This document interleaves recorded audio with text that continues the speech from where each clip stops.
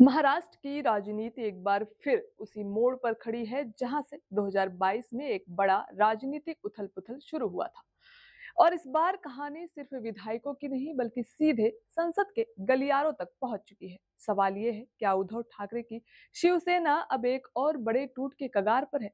समझेंगे पूरा मामला क्या है। नमस्कार, आप देख रहे हैं आरएन टीवी नेशनल। मैं हूं आपके साथ प्रज्ञा पांडे। उद्धव गुट वाली शिवसेना में बड़ा संकट खड़ा हो गया। पार्टी के 9 लोकसभा सांसदों में से 6 सांसदों के अलग रुख और लगातार गैर हाजिरी ने सियासी पारा चढ़ा दिया और इस मामले ने फिर से तूल पकड़ लिया। सूत्रों के मुताबिक ये सभी 6 सांसद अब 20 जून को दिल्ली पहुंच सकते हैं और वहीं पर अपने अगले राजनीतिक कदम को लेकर बड़ा फैसला ले सकते हैं। 6 सांसदों ने हाल ही में अहम बैठक से दूरी बनाई। लोकसभा स्पीकर को समर्थन दल बदल से जुड़े पत्र सौंपने की खबर। सभी सांसदों ने एकनाथ शिंदे गुट की ओर झुकाव जताया। 21 जून को बड़े राजनीतिक ऐलान की संभावना जताई जा रही। विवाद में आए सांसदों के नाम और पृष्ठभूमि समझ लेते हैं। पहला नाम है संजय जाधव। संजय जाधव को शिवसेना के मजबूत और वफादार चेहरों में गिना जाता है। उन्होंने 2004 में सक्रिय राजनीतिक शुरुआत की। 2014 में पहली बार लोकसभा पहुंचे और फिर लगातार 3 बार जीत दर्ज की। 2019 और 2024 के चुनावों में भी उन्होंने अपनी सीट बरकरार रखी। हाल ही में दिए गए एक बयान ने चर्चा बढ़ा दी, जिसमें उन्होंने कहा था कि आज आपके साथ हूं, कल क्या होगा नहीं कह सकते। यही बयान उनके राजनीतिक रुख को लेकर अटकलों की वजह बन गया। दूसरा नाम है संजय देशमुख। हालिया बैठक में गैर हाजिर रहने के बाद चर्चा में आए। खबरों के मुताबिक उन्होंने केंद्रीय मंत्री प्रताप राव जाधव शिंदे गुट से मुलाकात की। उनका राजनीतिक सफर काफी उतार चढ़ाव भरा रहा। 1999 में उन्होंने शिवसेना छोड़ी थी और निर्दलीय चुनाव लड़ा था। इसके बाद वे कांग्रेस और बीजेपी से भी जुड़े रहे। 2017 में बीजेपी में शामिल हुए, बाद में फिर निर्दलीय राजनीति की। 2024 लोकसभा चुनाव से पहले वे उद्धव गुट में लौटे। 2024 में यवतमाल वाशिम सीट से पहली बार लोकसभा चुनाव जीतकर सांसद बने। तीसरा नाम है नागेश पाटिल आस्तिकर। बैठक से अनुपस्थिति रहने के बाद चर्चा में आए। हालांकि उन्होंने दावा किया है कि उन्होंने पहले ही अपनी अनुपस्थिति की जानकारी पार्टी को दे दी थी। 2014 में हंदगांव विधानसभा सीट से विधायक बने थे। 2015 में नांदेड़ जिला सहकारी बैंक के निदेशक भी रहे। 2024 में उन्होंने लोकसभा चुनाव जीतकर संसद में प्रवेश किया। चौथा नाम आता है भाऊ साहेब वाकचौरे का, जो कि शिरडी से विधायक हैं। 2009 में पहली बार लोकसभा पहुंचे थे। राजनीतिक करियर में वे कांग्रेस और बीजेपी दोनों से जुड़े रहे। 2023 में उन्होंने उद्धव ठाकरे गुट में वापसी की। 2024 लोकसभा चुनाव में उन्होंने शिरडी सीट से जीत दर्ज की।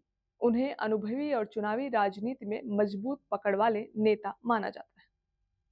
संजय दीना पाटिल। बैठक से गैर हाजिरी के बावजूद उन्होंने पार्टी छोड़ने की अटकलों का विरोध किया। उनका राजनीतिक सफर ज्यादातर एनसीपी के साथ रहा। 2019 में वे शिवसेना यानी यूबीटी में शामिल हुए थे।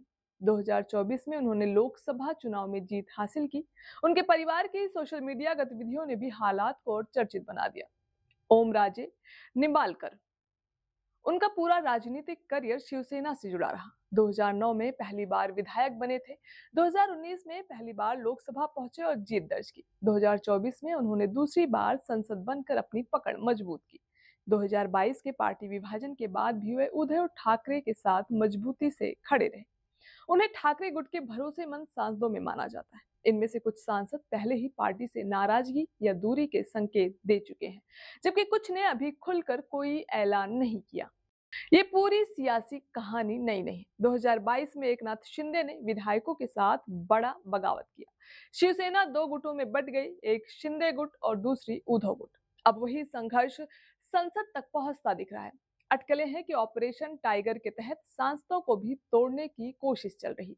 सूत्रों के मुताबिक इन 6 सांसदों के घर और कार्यालयों की सुरक्षा बढ़ा दी गई है, क्योंकि उन्हें कथित धमकियां मिलने की बात भी सामने आ रही है। पार्टी की जवाबी कार्रवाई भी आई है। शिवसेना ने सख्त रुख अपनाते हुए अनुपस्थित सांसदों को कारण बताओ नोटिस जारी किया। 7 दिन में जवाब मांगा गया। संजय राउत ने संकेत दिया है कि जवाब संतोषजनक न होने पर सदस्यता पर भी कार्रवाई हो सकती है। अब पूरा खेल 20 और 21 जून पर टिक गया है। 20 जून सांसदों के दिल्ली पहुंचने की संभावना और 21 जून को बड़े राजनीतिक ऐलान की चर्चा है। अगर ये 6 सांसद सच में शिंदे गुट में हो जाते हैं तो लोकसभा में उद्धव गुट की ताकत पर बड़ा असर पड़ेगा और महाराष्ट्र की राजनीति में भी एक नया अध्याय शुरू हो सकता है।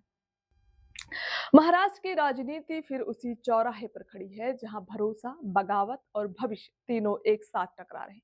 सवाल सिर्फ इतना नहीं है कि कौन जा रहा है, सवाल ये है कि क्या उद्धव ठाकरे की शिवसेना एक बार फिर टूट की कहानी दोहराने जा रही है। और इसका जवाब शायद आने वाले 48 घंटे महाराष्ट्र की सियासत हमेशा के लिए बदल सकते हैं। आपको क्या लगता है? अपनी राय हमें कमेंट में जरूर बताएं। फिलहाल के लिए इतना ही। खबरों के अपडेट्स के लिए जुड़े रहें RN टीवी नेशनल के साथ।